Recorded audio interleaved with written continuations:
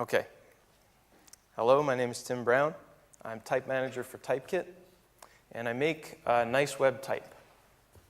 What I want to talk with you about today is the art and the craft of typesetting. 500 years ago, a guy named Aldus Manutius set up a print shop in Venice. What does that mean? It means he had to know what constitutes a print shop. Printed books were about 50 years old at that time. It had been a little less than 50 years since Gutenberg printed his Bible. So Aldus had to know what equipment he needed. He needed to acquire that equipment. He needed to have metal letters in the right style, the right size, and enough of them to compose the texts that he intended to print. And he needed talented, like-minded people to work with and for him. Back then, they were working with little pieces of metal, lead, cast into a mold, a fount, which is how we get the word font. And these metal sorts were called sorts because they were put into a type case, sorted by letter. A's over here, B's over here. There was an uppercase and a lowercase. And if you ran out of a particular letter, you were out of sorts. When you wanted to use these, you took the individual metal letters, you put them into a composing stick, upside down and backwards, put that in the press, inked it up, pressed it, and put those individual letters back, one by one. Those little metal letters got messy once in a while, and it got a little confusing. So sometimes you'll see, even in pristine copies of Aldus's typography, you'll see incorrect fonts because they were just put back wrong, and it's hard to tell the difference. But even with silly physical constraints like this, Aldus and his print shop changed the way people learn. They changed the format of printed books forever. And they produced some of the finest examples of typesetting that we have ever seen. How did they do that? How did Aldus, with this new technology, create these beautiful, timeless typeset texts that we still reference? We still hold Aldine typography as an ideal. How did they do it? It wasn't magic. These were ordinary people. They were like us. They didn't have superpowers. They just cared about their craft more than other people at that time. And they put so much effort and attention into it that it lasted. So how can we do this? How can we put that craft into our work?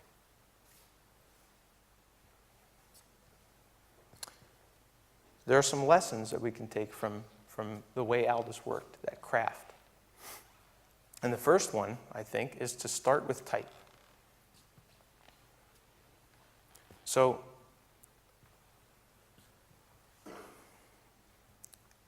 when Aldus was printing books, this is what type looked like.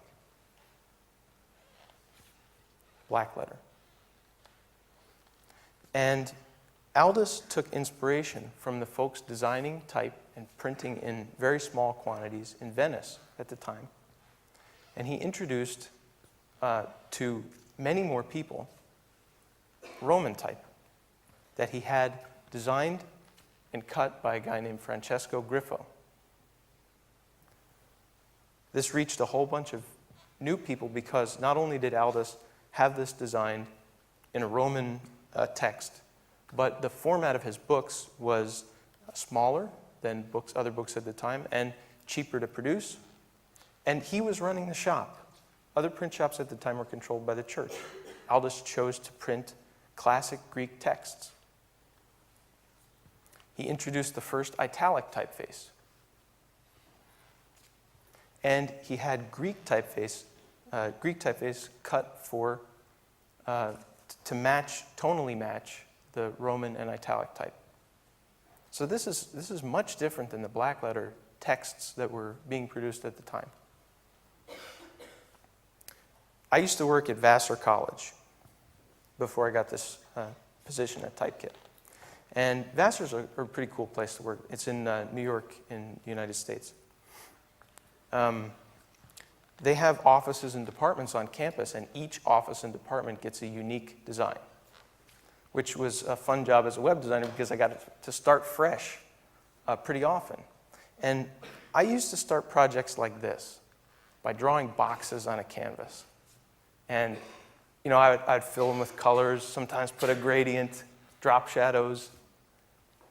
I was trying to find some sort of design inspiration. Maybe I would go to the office of the people whose website I was designing and talk with them and see what visually inspired them. Maybe I would walk around campus and try and find natural references. What I was looking for is a hook. That piece of design inspiration that can be the basis for an experience. Type can be that hook. Look at typefaces, the details. There are things there that can bubble up to whole experiences. Aldous was working with physical materials of a limited number, but we have infinite choice. We're not going to commission our own typeface like he did, but we have all these options that he never had. People have never had the ability to not only try a bunch of different things, have a bunch of different typefaces at their fingertips, but try them quickly and see how they feel with actual content. We're on the web. We're looking at the end result of our designs on screen. We don't have to wait for presses to run. We don't have to proof things like that. Design decisions are made because you're trying to convey something about the content. And any kind of typesetting colors the content. It's up to you whether that sort of color feels natural or whether it puts an angle on the content to help readers experience that in a new way. But it always sets a tone for the experience. This quote is from Jason Santamaria's excellent A List Apart article on web typography. Once you know what you're trying to do with the design, the general emotions, you can choose type. Now, this is always how I start a project.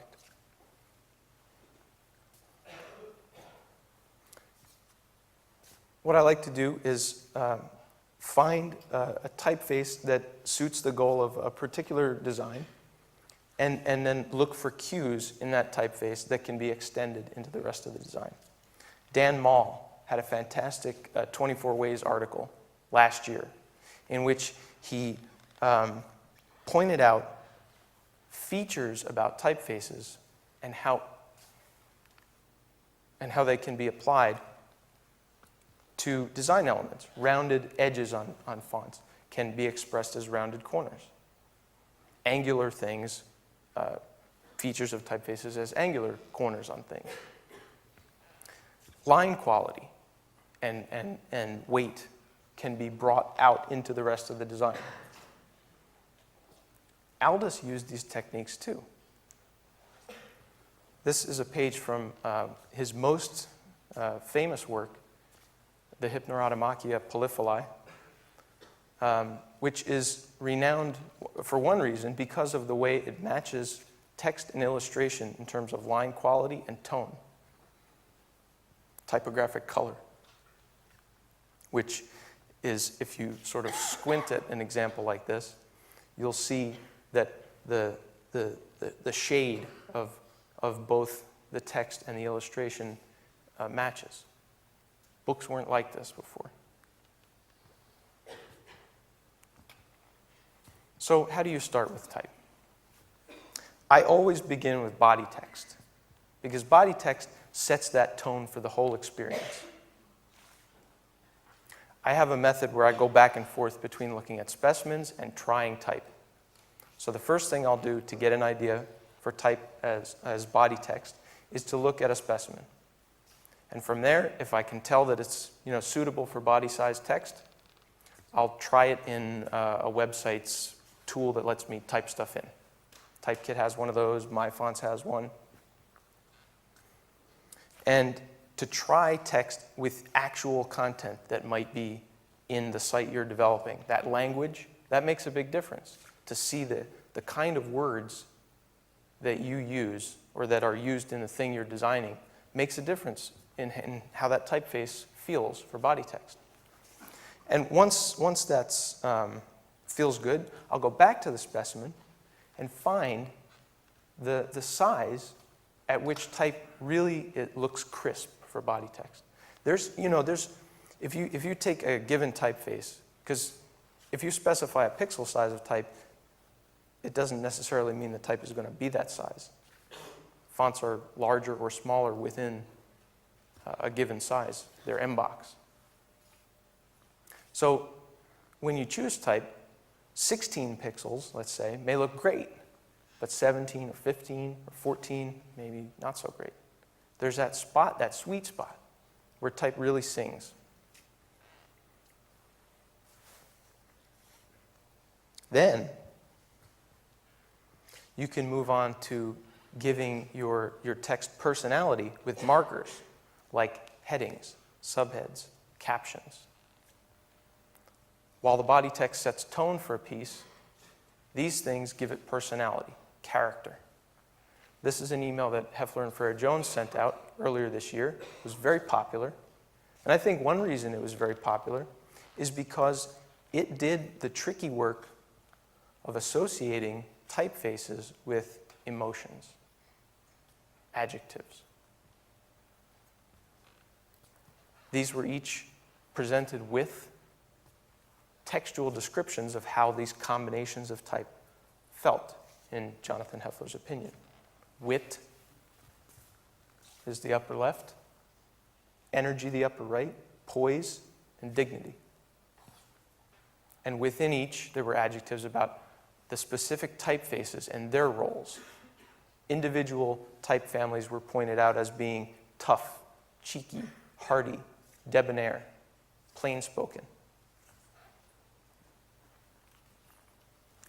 So it's easy to see how, starting with type, you can form an experience, a powerful experience. It's easy to see how type can form that experience for you. But what about layout? I think that the answer for bringing forth type as part of an experience in layout is to use modular scales.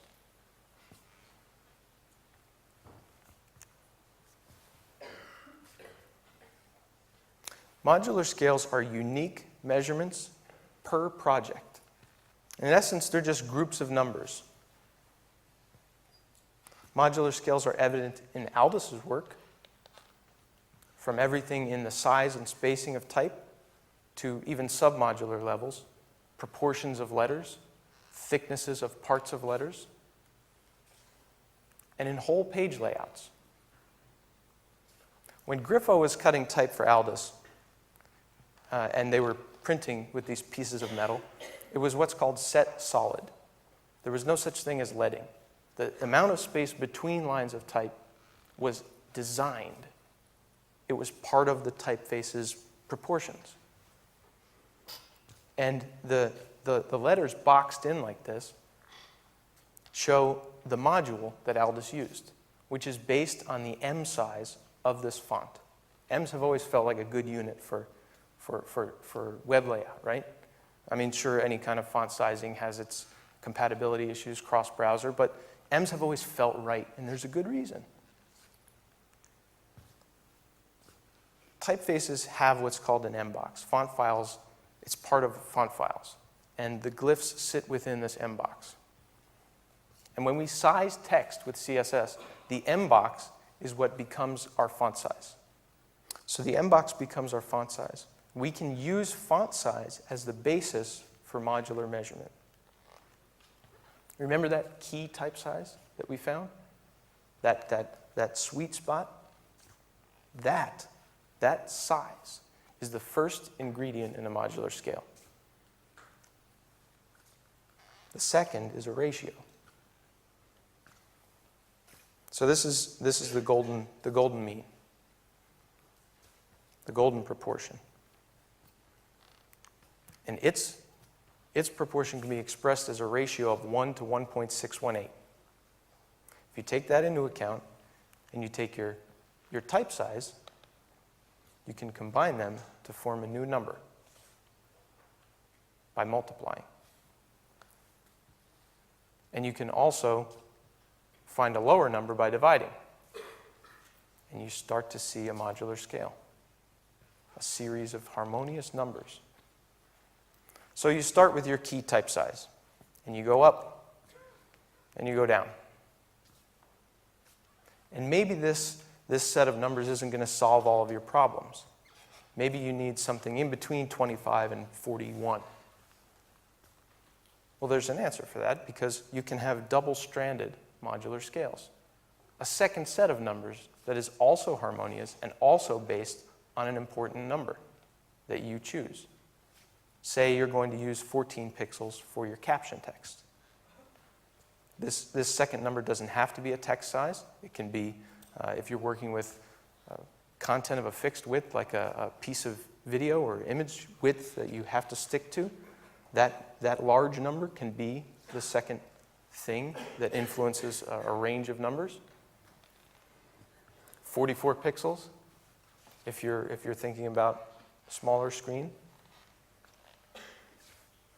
And so then you take these two strands of numbers and you combine them into one flexible modular scale. This math gets a little hairy. I've been using these in my work for years, and I have sketchbooks full of notes with this math written out, but I ended up making a calculator, so you can find this at modularscale.com. I'm almost embarrassed to share it because it's just a tool that I've used on my own. It's not even suitable for desktop use, really. I mean, I load it up on my iPhone, and I plug the numbers in next to it while I'm working. And what this does is it accepts an ideal type size, a second number, an important number, and it gives you the choice of three ratios: the golden mean, the musical fifth, 2 to 3, and the musical fourth, 3 to 4. You submit, and you get this table of numbers back. The column of numbers on the left is pixel sizes, that modular scale that we just looked at. The column of numbers in the middle is that same set of values converted to m's based on your ideal text size being 1m. And the column on the right is all those numbers expressed as a percentage of 13, which if you use HTML5 boilerplate, which references Yahoo's font sizing method, is how you would coordinate that. But it's not by any means a finished tool. It's just barely, I turned it on yesterday. So I'm really looking for feedback about this, and I hope to keep talking about it and keep this method of working evolving. So you have this scale of numbers. What do you do next? Like, okay, so I have my ideal text size, and I have my proportion that I think makes sense for my experience. What do I do with this set of numbers? So I'll walk you through one example that I made. So the first thing I do is take a paragraph, set it in the font that I intend, and set it at the size that I think looks good for body text. And then I give it a width with a number from the scale. And then I start thinking about leading, because these three things, type size, width, and line height are really the three things that you massage to get a text block looking beautiful. And it varies per font. There's no formula that can work it out perfectly. You have to judge it by eye. So for leading, for line height, there's a difference. Line height is the total size of a line. So the font size is 16, and your leading, let's say, is 2, then your line height would be 18. So we talk in CSS about line height. So if I want to apply line height to this, I pick a number from the scale. What about multi-column layouts? Well, what's a multi-column layout if not one text block next to the other? What about the distance between these text blocks? Pick a number from the scale. What about headings or an intro paragraph that's a little bit larger than this text? Pick a number from the scale. Headings, the spaces between pieces of text, widths, these can all, line heights, these can all be chosen from numbers that are harmonious with one another. Now, math is by no means a replacement for a designer's eye. But why aren't numbers from a scale that makes sense based on what looks crisp to you at text size and a ratio that is classically beautiful and possibly related to your experience, to your content? Why isn't using numbers like that better than choosing easily divisible numbers, arbitrary numbers, numbers based on viewports that are important today? Oh, thanks.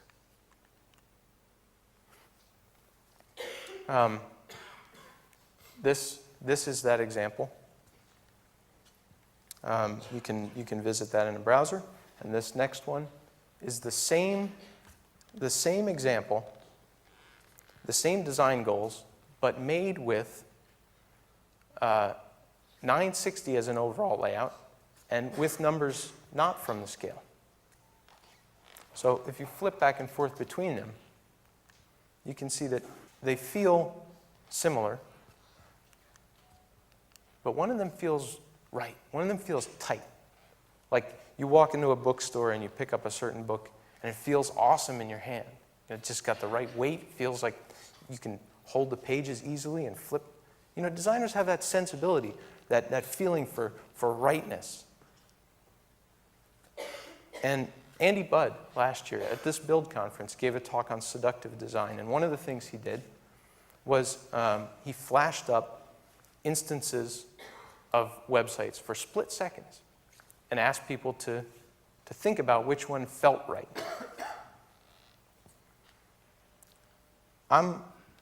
I consider myself a modest person, so I hate to say that one thing is better than another, but if you judge the same design intention based on abstract details, the small differences between the two things, you can see, you start to be able to say that this one feels right and this one doesn't.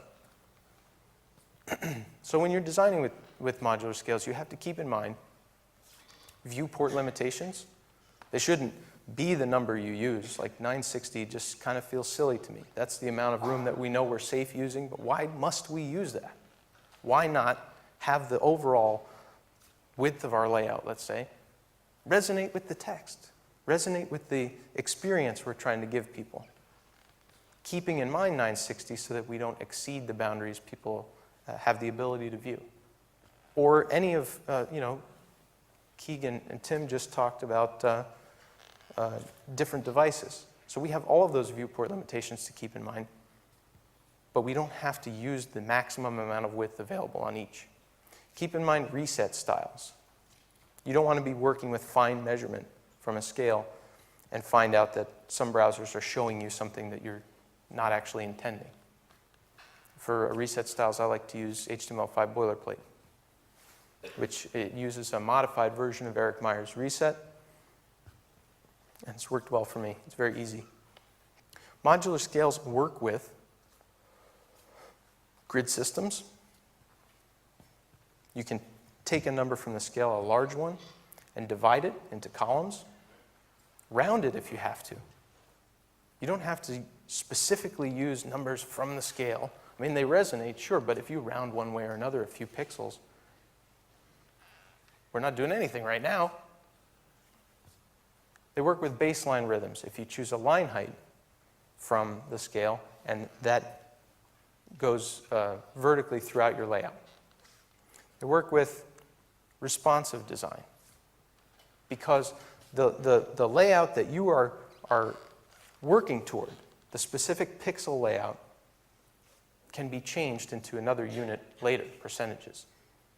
But the thing you're aiming for is what Ethan Marcotte calls a reference point.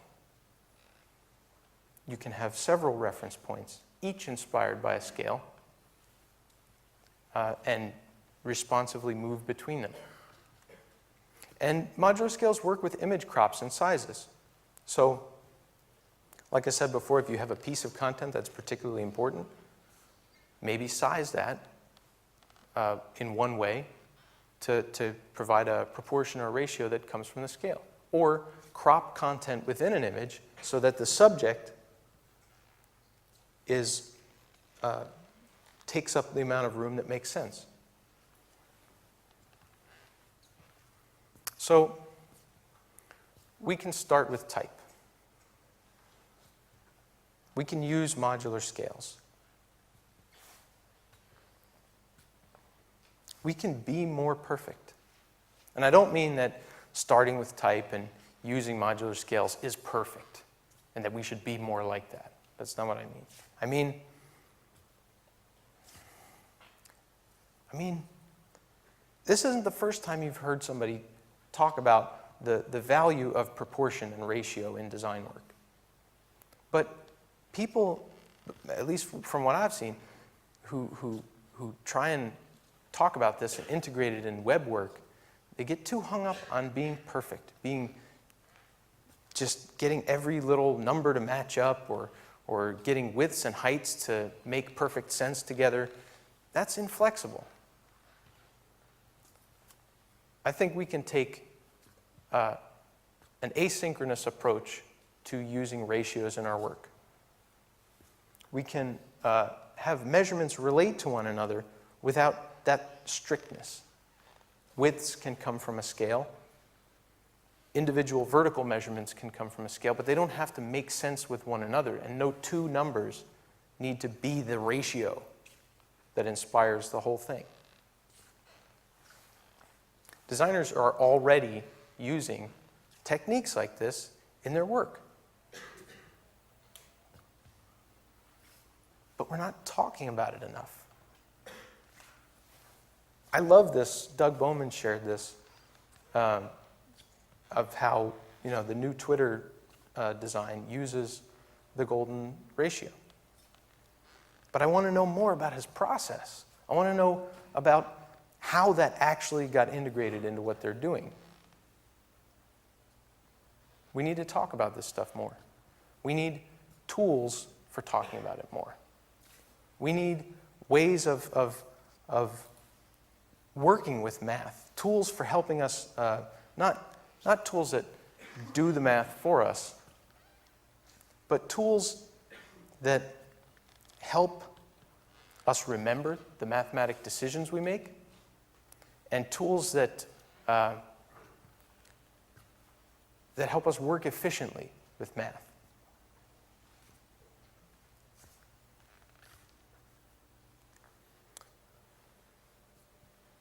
So here's the major point that I want to make. We have challenges. Aldous had challenges. The web is young, but technology was young for him too. Why? We have an opportunity, a historic opportunity, to take the best that people have done with typesetting and design and apply it in a new way, a web-native way. that we understand. And I think that way starts with type. I think that from that most atomic unit, type, whole experiences can resonate. Whole experiences can be harmonious. And whole experiences can have a purpose suited to our design intentions.